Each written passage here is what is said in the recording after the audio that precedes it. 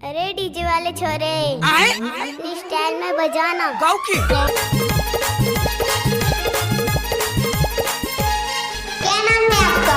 DJ देवा बाबू हजाटोला वाले। अब तो ये नाम है। अच्छा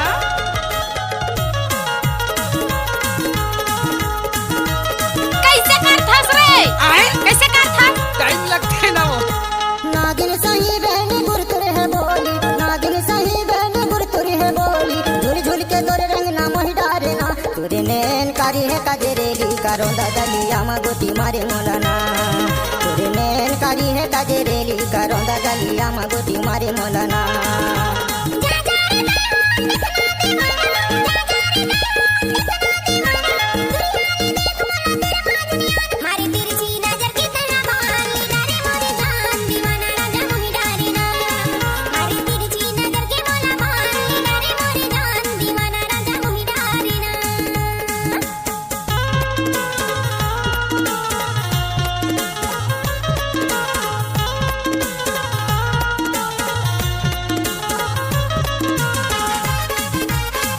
अगर किसी भी गाने को मिक्स करना है तो देवा मरकाम का बायां हाथ का खेल है।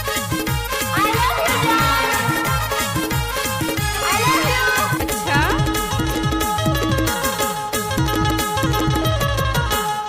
जब लेने ना मिले तोरे ले गोरी दिल मचाए बेचैनी। समझा बहनी अमर पारा माया थे ये टूरी मृगनैनी।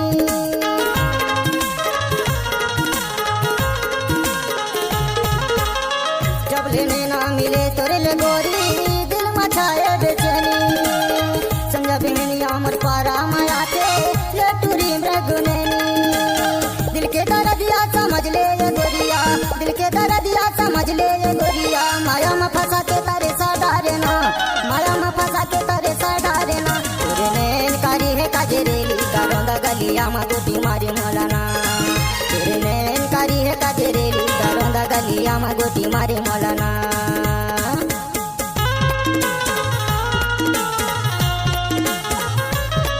दोस्त नए नए गाने सुनने के लिए हमारे YouTube चैनल को सब्सक्राइब करें और बेल आइकन को दबाएं। हाय